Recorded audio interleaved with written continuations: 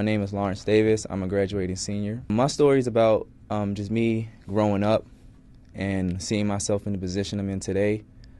I guess you could say growing up. Growing up was kind of typical story that you hear, you know, in the community, black community. Didn't come from much. I remember as a kid, you know, I was like 6 years old, Christmas, and that was probably one of the happiest times because I remember I got my first bike, and it was like having a dirt bike type, whatever.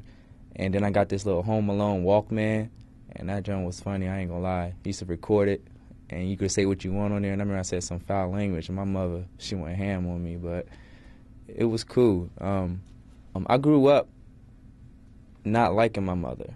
I don't know, I guess you could say that I had so much anger built in me that I took it out on my mother, so I looked at her as the enemy. I mean, I got an older brother, a younger brother, and a younger sister, but I've always felt like the older brother. You know, I never really understood why. I grew up kind of like tough with my mother and why I felt like she was, you know, taking all the anger out on me. But I mean, I kind of look at it as the way of life, and that's the course that I was supposed to go through. And it was tough, but you know, you overcome challenges and obstacles to make it in life, right?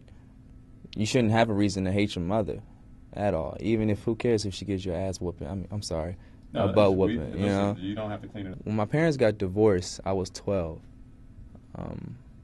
But, you know, I might have been 10, but I think I was 12, because 12, I think it was at an age where I started to realize things. I never really had that father to be there as I wanted him to be. You know, I was a young child. I mean, you really don't know what you're going through or what type of emotions you're experiencing. Like, I mean, I grew up really quiet.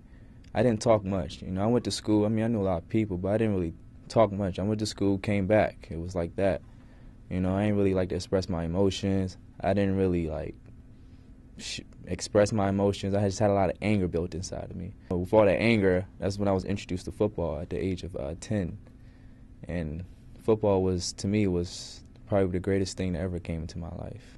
And yeah, that was definitely a relief and an escape zone from all the tension in my life.